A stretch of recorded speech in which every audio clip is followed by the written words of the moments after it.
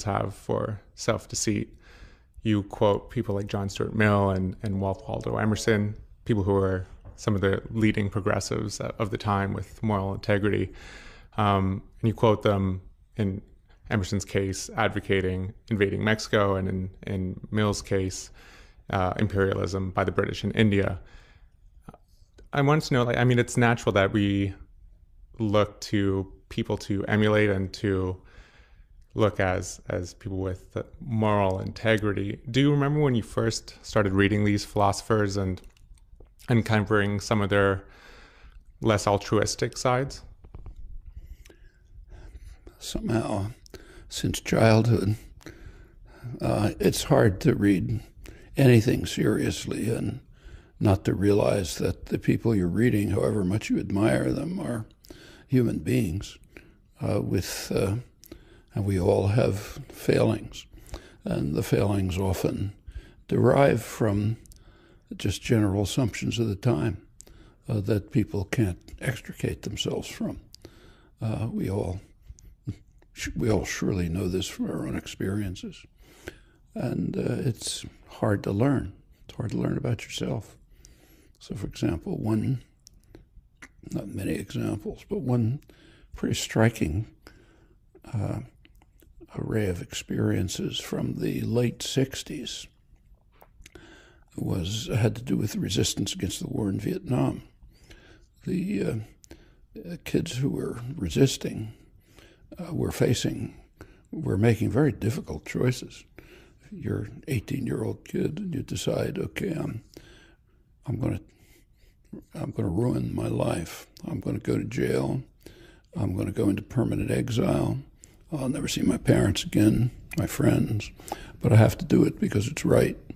And if you want to be able to do that, you have to be able to convince yourself that you're morally upright. That's justified. And people tried to do it. But you have to recall that was just the bare beginnings of the feminist movement. And inside the resistance organizations, of course, there were women, but the women were expected to be servants. They brought out the food, took the notes. The men did the important things. And the early stirrings of the feminist movement among young people began with the raising of consciousness that this is a form of oppression. We don't have to accept it. Well, at that point, young men who were, in fact, facing extremely dangerous and difficult decisions somehow had to come to the terms with the fact that they had never faced, that they too were oppressors. And that's hard. And it was true for them, particularly because of the extreme situation they were in, but it was true for everyone. Men just had never thought about the fact that they were oppressors. In fact, women had never much thought about the fact that they were oppressed. And when these things break into consciousness, you get a new perspective on yourself, and it can also often be pretty distressing. And that's true all through life. The people you mentioned, if they were alive today and you could bring their words to them, they'd be shocked. Did you have any experiences yourself having to confront some? You say how hard it is to look at ourselves honestly in the mirror. Were there any experiences you yourself faced in confronting your actions and I guess your thoughts? Well, that was one. Everyone went through that. I was involved with the resistance. Of course, I was old. I was technically a draft resistor, but too old to be drafted. But I was very much involved with all of this. We all had to face it. We faced it in the resistance support groups. We were taking chances. I came pretty close to a long jail sentence. It was possible for all of us. So there were chances. But we realized at this point that the resistance support group were almost entirely men. And the lead positions were almost entirely men. It didn't have to be, but they were. And we all had to come to terms with this. But there are many other cases. I recall. I'll tell you another experience. which stuck in my mind. Back in the early 60s, I went to a civil rights demonstration down in the South, Jackson, Mississippi. It was pretty brutal. State police beating people bloody, driving up to the federal building, very moving experiences in the evening in black churches where people were trying to regain their courage and companionship. Altogether, an extremely moving experience. A couple of weeks later, I was teaching summer school, in Indiana it was, and I was walking across, nice campus, summer, everybody cheerful. I was walking across campus and ran into a kid who I'd met down in the demonstration. And we talked a little, and we just walked across the campus together and quietly. And all of a sudden he turned to me and he said, talking to the others, pointing at other students around, he said, "How can they be so interested in phonemes?" Meaning, how can they be working so hard on narrow technical questions when this is going on right before their eyes? And and it's true. How can you be? But we do it all the time, and we have to face it all the time if we're honest. Right this minute, and it's a hard realization, and it keeps coming back. So did that have an effect on you? Like, was this before you had dedicated yourself consciously to becoming an activist? Well, first of all, that goes back to childhood. I was an activist long before I got to college. There was, there was different things in the 1930s and 1940s. During the 50s, I kind of dropped out for a while. I was at college. I was married, had kids, family, got a job, which I never expected to get. And it was a pretty passive period. Nothing much was going on. Things should have been going on. There were a lot of awful things happening, but nobody much was paying attention to them. Even South Vietnam. The time to get involved in active protest against the war in Vietnam would have been maybe early 50s, not early 60s. That was much too late. By then, maybe 80,000 people had been killed, all kind of atrocities and so on. But in the early 60s, I came back into it again, mostly with the anti-war movement, partly civil rights, later other things. So it was revival, not beginning. And when I got back into it, I did think about it. I knew enough from experience to know this is not the kind of thing you can put one foot in and then walk away.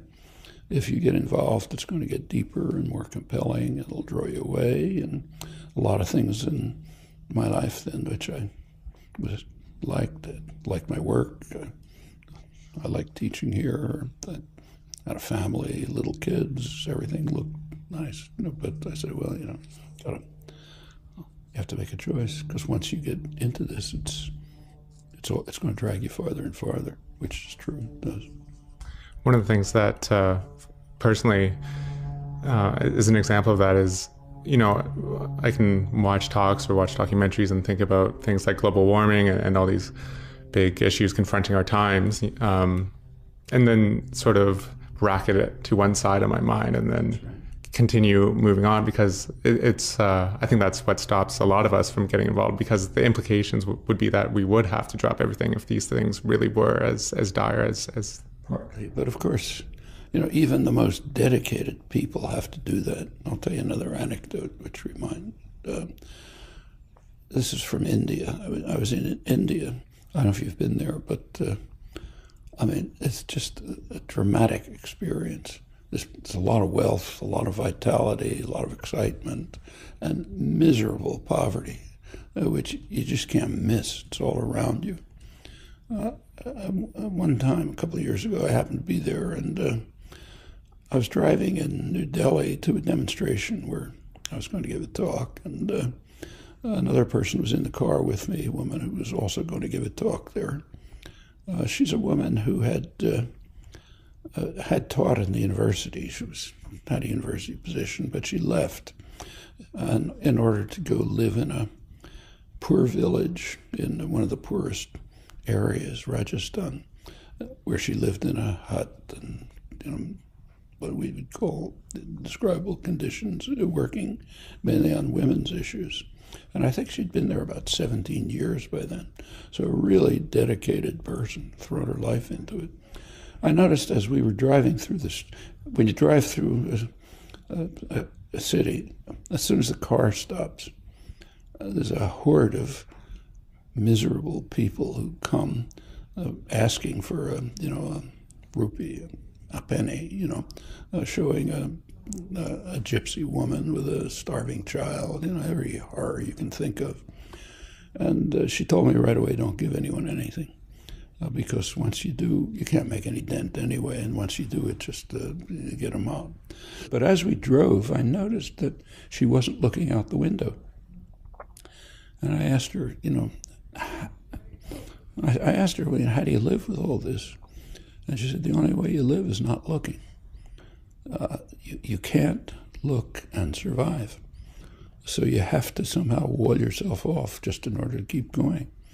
And this is a person who had dedicated her life at a level that you almost never see. But she's right. We all have to do it. You can't survive otherwise. But it's easy the bracketing, so it's necessary in some sense, but it's very easy to overdo it. Like take global warming, which you mentioned. I mean, that's a really dire catastrophe. Canada right now is on the verge of destroying civilization. It's almost literally true. If Canada proceeds with tar sand development in Alberta, the effects could be really dire. If Obama approves the XL pipeline, which will then accelerate the tar sands development, and that continues, the effects on human life could be really severe. How much is being done about it? Well, you can tell me. And this is not small.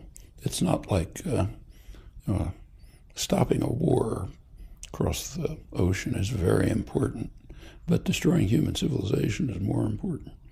And the choices are right before us. And you know very well how people are dealing with it, all of us. And for Canada, it's particularly important. One thing you point out is that after talks dealing with activists in developed nations like Canada and the US, you often get the question, well, what can I do? Whereas when you go to developing nations like Colombia, or you talk to the Kurds in Turkey, they don't ask you what to do, they tell you what they're doing. I just came back from Turkey, and it's the same thing. I happened to be there this time, partly for protests about repression of Kurds, but the main invitation was for a talk at a memorial for an assassinated journalist. Hrant Dink had been assassinated a couple of years ago, too, because he was exposing Armenian atrocities a century ago, which really broke with this. It was probably the government was behind his assassination. It's kind of obscure, but that's what it looks like. Anyway, it was a bad call because the assassination aroused enormous concern and involvement. And so, for example, at this memorial, there was also a huge demonstration of people going through Istanbul, big demonstration at the site of the assassination. People really engaged. There's been a lot of further exposure of what happened, the efforts to try to overcome some of the rehabilitating, rebuilding destroyed churches and things. And I was talking mainly to activists, people who were there. Being an activist in Turkey is a lot harder than in Canada or U.S. It's a pretty repressive state, and there's a lot of state violence. It has, for example, more journalists in jail than any other country in the world. It's the world champion, and it's increasing. But they're very courageous. They're energetic. They want to talk to you about what they're doing and how you can help, and that's normal. For us, it's easy. We're very privileged.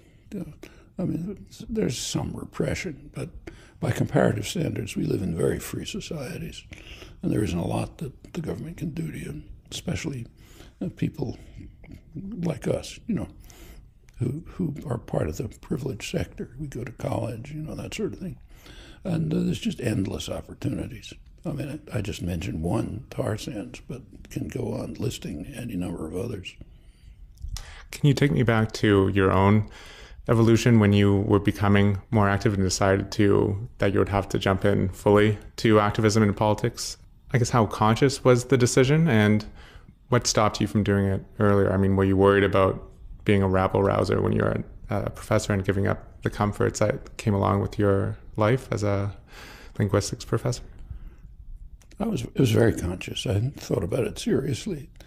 I mean, I wasn't giving up my life. I continued to teach. I wasn't giving up my family. Spent time with the kids, but it's facing risks. And within about 7 or 8 years, I was actually facing a long jail sentence, which I didn't anticipate specifically, but for what? For organizing resistance, which was technically illegal. I can't say it was repression. Was this the not paying taxes? Not paying taxes, I started earlier, in the year around 1965, I guess. And that could have led, and sometimes does lead to, a government reaction. Most of the time, they just take the money, basically. But the support for draft resistance was more serious. That meant openly defying laws regarded as crucial. And I wasn't by any means the only one to do it, but I was. Remember, I don't know if you recall the Spock trial. No. Well, one of the big trials was I was an unindicted co-conspirator and was named as the person who would be indicted in the next trial. Mostly the trials were kind of a joke. They didn't know what they were doing. But it was serious enough so that we had 3 kids by then. My wife went back to school after about a 16-year gap because we figured she'd probably have to take care of the kids, And but it's not like facing repression in a country like Turkey. We shouldn't exaggerate. It's like you go to jail, you're not going to be tortured, for example. And at first, the early stages, there was really not much to do. Support for the war was just overwhelming.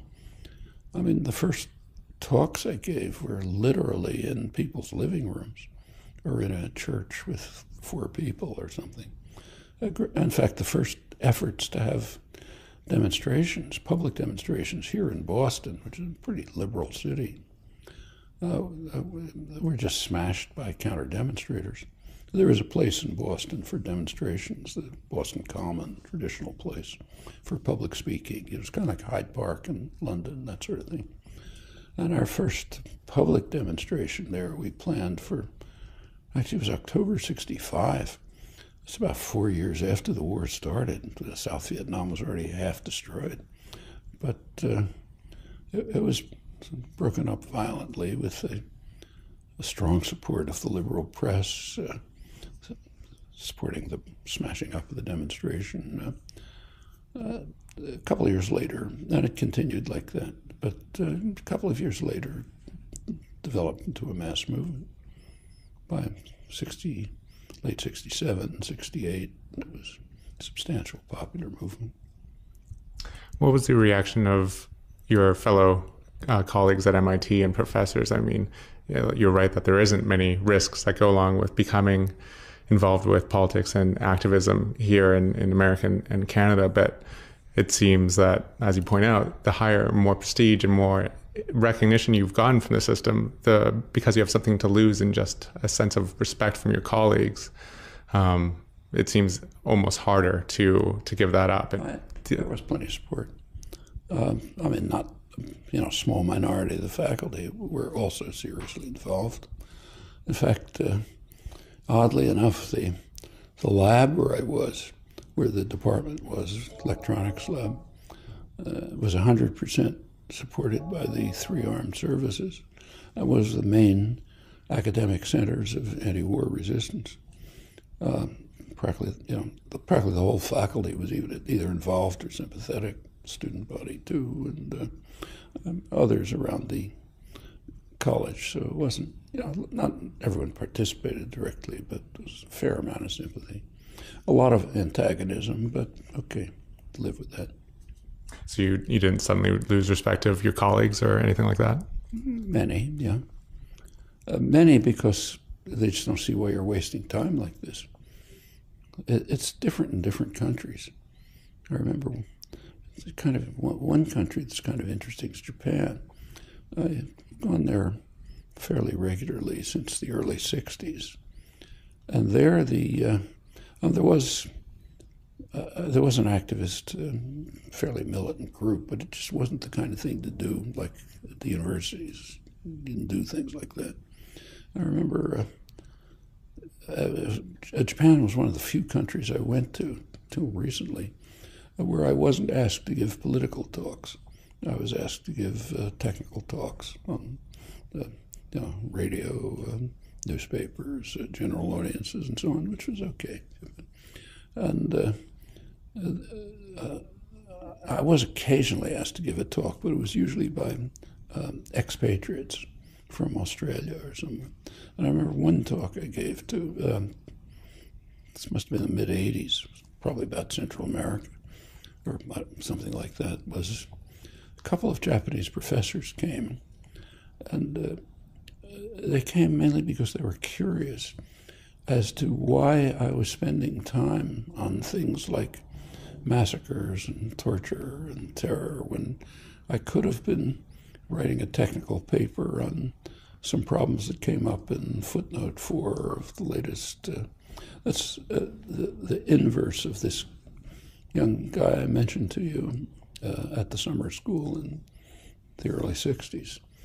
And that's a pretty standard attitude. Quite apart from not liking what you're doing, because people tend more or less reflexively to support the crimes of their own state. That's why they're mostly unknown. So, for example, they're literally unknown. There's very rarely a poll asking people to assess, say, the number of people killed in Iraq or Vietnam or something. But when the polls are taken, the results are utterly shocking. A tiny fraction of the reality, because people just have no sense of it. It's just too easy to protect yourself from. You don't want to know things like that. You might know about a particular atrocity that makes the news, Bilai, Abu Ghraib, but not that these things are just footnotes to much worse atrocities. What sort of advice would you give to someone just trying to grapple with how the world really works and how power works when faced with the fact that, the New York Times doesn't necessarily talk about the crimes of the West, whereas all the crimes of who knows who, Cuba or things like that, get a lot of play. How do you start digging? I don't know if you can see a painting that's half hidden back there, but if you look at the painting afterwards, you'll see it's a painting of it depicts Archbishop Romero, who was assassinated while reading Mass, the angel of death hovering over him, 6 murdered Jesuit priests, leading Latin American intellectuals, their housewife and their daughter. Very graphic. I'll show it to you later. If anything like this was 1989, it was the end. It sort of almost brought to an end a bitter, violent U.S. war against the church in Latin America, and that's not an exaggeration. It started with Vatican II. Pope Ratzinger, who just retired today, yesterday he announced his resign. He was fighting the war from the Vatican side. He was the enforcer for the Vatican. But the U.S. Army was doing it on the American side, and they're proud of it. So if you read the talking points for the School of the Americas, which trains Latin American officers, they announce that they're with pride that the U.S. Army helped defeat liberation theology. Liberation theology was a movement which really took off in 1962 when Pope John the 23rd, Vatican II, tried to transform the church back to what it had been before it was taken over by the Roman Empire in the 4th century, the church of the persecuted, not the persecutors. And that had a big effect in Latin America. Priests, bishops, lay people went out to bring the message of the Gospels to poor people, preferential option for the poor. The Gospels is kind of a radical pacifist document. People read the words, but they don't think about it. And that set off the Vatican repression and the much more violent U.S. repression, culminating pretty much in that, almost unknown. If anything remotely like that had been going on, say, in Eastern Europe, then not only would everyone know about it, we could have had a nuclear war. But when it's going on under our eyes and we're doing it, you don't see it. I presume it's barely known in Canada. But on the anniversaries of, say, the assassination of the Archbishop or the Jesuit intellectuals, there'll be a commemoration in Boston, but usually in a church in a poor neighborhood, not in Harvard Square, So how do we, besides just, I mean, when there's so little information out there about the crimes that we do? Plenty of information. We can get the information. But it's alternative, I guess. You have to work. It's not going to be in the headlines. Like the headlines about the Pope today and the articles, they may be a word about how he was opposed to liberation theology, but you're not going to find anything about what I just described. But the information's there. People write about it. The original documents are there. We can claim that it's work to get information, but not that we can't get it. But until it occurs to you that there is a difference. It has to occur to you. It has to occur to you that there's a problem. Otherwise, you don't look. And most of the time, it's easier just to assume everything's okay. The same is true on, even things like the fate of the species. Let's go back to the tar sands again. Really major issues are at stake, like the fate of the human species. But it's much easier to pretend I don't know anything about it. I find myself avoiding the articles in the paper. Yeah, it's painful to know, and if you don't, it's a little bit like this Indian woman looking out the window. If you look out the window, you've got to do something about it, and that's hard.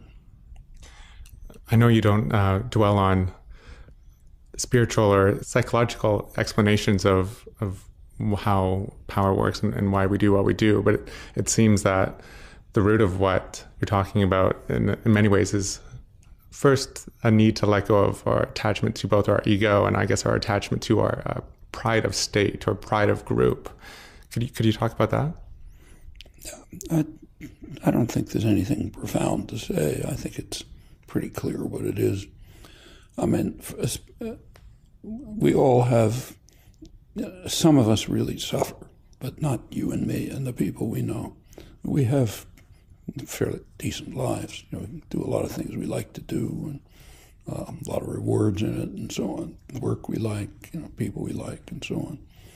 And it's just easier not to face the kinds of realities which would lead us to giving it up, even in part. So you close the window. We do it all the time. And as I say, at some level, you couldn't survive if you didn't do it. Like the woman in the car in New Delhi. She does it. I respect that. She has to. Otherwise, there'd be no way for her to survive. But for most of us, we close the window much too early. And we're like these people that young man in Indiana was referring to, rather work on a technical problem. One thing that you always talk about or point out when people ask certain questions about, ask your advice on how to do this or how to best achieve change, is that there's no magical answer. There's no easy solution. People want the quick fix, but what it really takes is years of boring work and dedication to organizing and protest and education and things like that, things that aren't necessarily sexy or exciting. They're not only not, well, they can be exciting, but the point is they're not going to give instant gratification. You can make efforts. Sometimes they'll succeed partially. There'll be a reaction. You'll lose, and you go on. I mean, take what's happening right now in, say, Egypt and Tunisia. Those two uprisings were extremely important historical events. I mean, there have been major achievements. On the other hand, there have been huge failures, and they're now at a stage where it might all collapse. Chaos in the streets in both Cairo and Tunis. Nobody knows where it's going. Nobody can even think of a simple solution. It seems essential that we deal with sort of the uncertainty that we don't know if our efforts are going to be successful or not, and we don't know what's going to actually work. The only thing we know with a lot of confidence is if we don't do anything, things will get worse. And is that what keeps you going, I guess, just knowing that things can change, but you don't know when or how? Yeah, you never know when or how. I mean, take, say, the Occupy movement. I mean, if I'd been asked 1 week a day before the Zuccotti Park encampment, I'd have said it's a waste of time because it couldn't possibly work. I was totally wrong. It sparked a mass popular movement. You could say the same about Tahrir Square. Go back to 1960. A couple of kids and students, black students in Greensboro, North Carolina, decided to sit in a lunch counter. Well, of course, they were arrested, brutalized, sent off. Could have been the end of it. But it turned out others came. And pretty soon you had people riding freedom buses. Pretty soon you had mass marches. You had demonstrations. Ultimately, there were achievements. Achievements are limited. So there were achievements. I mean, it was undoubtedly the civil rights struggle had major lasting achievements. On the other hand, if you take a look at the African American population in the United States, they're about as bad off as they were then. And then to just enough, I mean, you're in your 80s and you maintain a schedule that would tire most 30-year-olds. You're constantly answering emails, you're flying across the world, you're giving interviews. So what personally keeps you going, just in the face of having to deal with and talk about things like the potential end of the species? Because the alternative is totally unacceptable. So do what you can do. And you avoid going into cynicism just by the cases where things have changed? Pardon? And you avoid cynicism by just seeing how things have, in fact, changed over the years? I don't know. Cynicism is a kind of an evasion. We should face the world realistically. There's a lot of unpleasant things. What? It's not a basis for cynicism. It's a basis for doing work. Professor Chomsky, thanks so much. Yeah, thanks.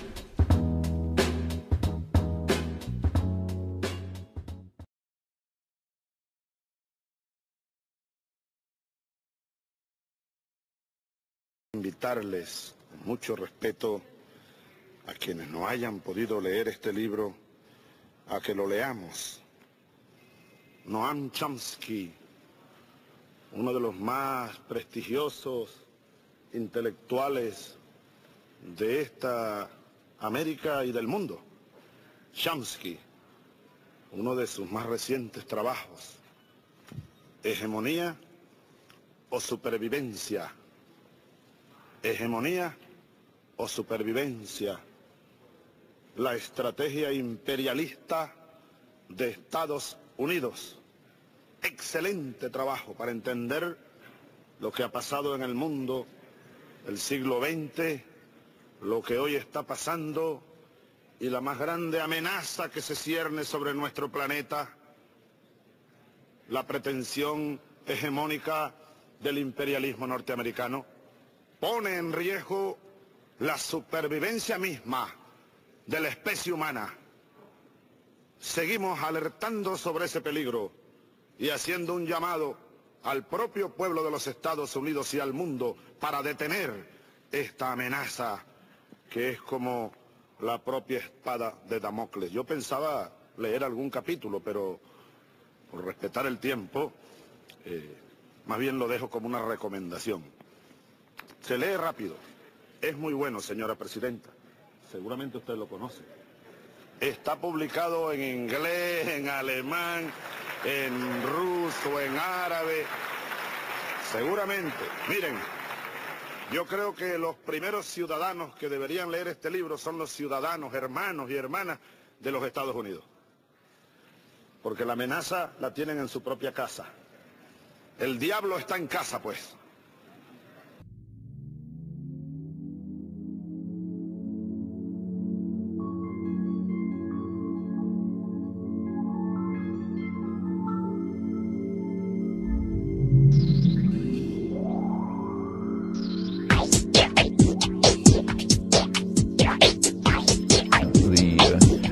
So it's first of all the brazen announcement of this, but then the implementation of it. I mean, there were a number of reasons for invading Iraq, but one reason, it was widely recognized, I think correctly, that one reason was just to illustrate that when we say we are going to attack anyone we want without a pretext, we'll do it. And we don't care what you think. So it was, you recall that right after the strategy was announced, the Bush administration, including Colin Powell, the so-called moderate, informed the Security Council very clearly that you can, as they put it, be relevant and endorse what we're going to do anyway. So you can put your meaningless stamp of approval on it if you want, or else you can be a debating society. You can talk to each other, but we're going to go ahead anyhow. And in fact, very dramatically, on the there was a few days before the invasion, there was a summit meeting of Bush and Blair and Aznar, who I suppose was there to wash the dishes or something, and they met in the Azores, an American military base. And the reason they had to meet there is they had to keep themselves very far away from any human beings. It's like the World Trade Organization meeting in Doha, you know. So they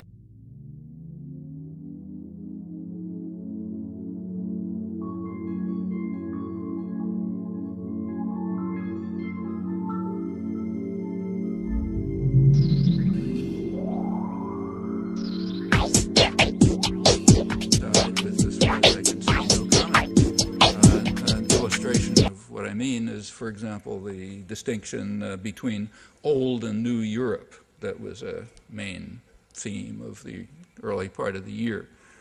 Old Europe, Germany and France, are the bad guys, the ones we hate and revile. New Europe are Berlusconi and Aznar and the former Russian satellites who we admire for their marvelous achievements. What's the criterion that distinguishes New Europe from Old Europe? Well, it was absolutely clear and definitive. Old Europe, the bad people, were the countries where the governments took the same position as the overwhelming majority of their population. New Europe were the countries where the governments overruled an even larger proportion of their population. The criterion was absolutely explicit. You couldn't say more dramatically, I hate and despise democracy. Maybe the most extreme.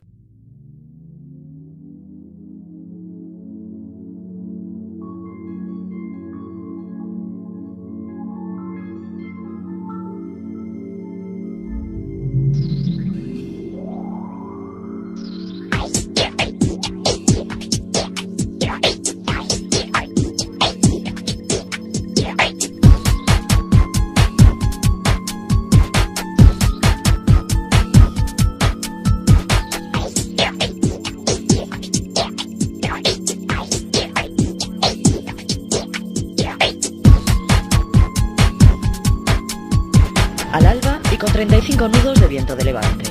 En estos términos ha comenzado el ministro Trillo su relato de la operación que ha devuelto a Perejil su statu quo. Una operación anfibia coordinada desde uno de los buques de la Armada situado en el Golfo de Cádiz. A las 6 de la mañana, las 4 en Marruecos, comenzaba la intervención. En ella han participado 3 helicópteros Cougar de transporte, los denominados Super Puma, de las fuerzas del Ejército de Tierra con base en El Copero, Sevilla. Junto a ellos y en labores disuasorias y de vigilancia, 2 helicópteros Volkov y aviones de combate F-1. Un equipo de acción y otro de apoyo, pues, que ocuparon posiciones estratégicas, inspeccionando también los altos del islote. En ellos se repartían los efectivos del Mando de Operaciones Especiales del Ejército de Tierra, con sede en la localidad alicantina de Rabasa. En total, 28 boinas verdes, que fueron los que ejecutaron la operación de desalojo. Mientras, las patrulleras de apoyo a las 2 fragatas que controlaban la zona trataban de despistar al ejército de Rabat. Tras pedir por megafonía a los soldados marroquíes que entregaran sus armas, estos accedieron sin ofrecer ninguna resistencia. Los 6 militares fueron retenidos y enviados a Ceuta, dejando su lugar a legionarios españoles. Así, 1 hora después del inicio de la misión, se había izado la bandera española en el islote Perejil. El territorio de la disputa es un peñón deshabitado a media milla del continente africano. Fue ocupado por última vez en los años 60, en aquella ocasión por tropas españolas para hacer frente al proceso de descolonización de Marruecos. El islote, donde según la leyenda estaba una de las columnas de Hércules, fue en tiempos refugio de contrabandistas y hasta ahora solo era visitado por pescadores o amantes del submarinismo. Cristina Michelena, CNN+. Really large-scale anarchist revolution, or largely anarchist revolution. In fact, the best example, to my knowledge, is the Spanish Revolution in 1936. And in fact, you can't tell what would happen. That anarchist revolution was simply destroyed by force, but during the period in which it was alive, I think it was inspiring testimony to the ability of poor working people to organize, manage their affairs extremely successfully without coercion and control. How organize, manage their affairs extremely successfully without coercion and control. How organize, manage their affairs extremely successfully without coercion and control.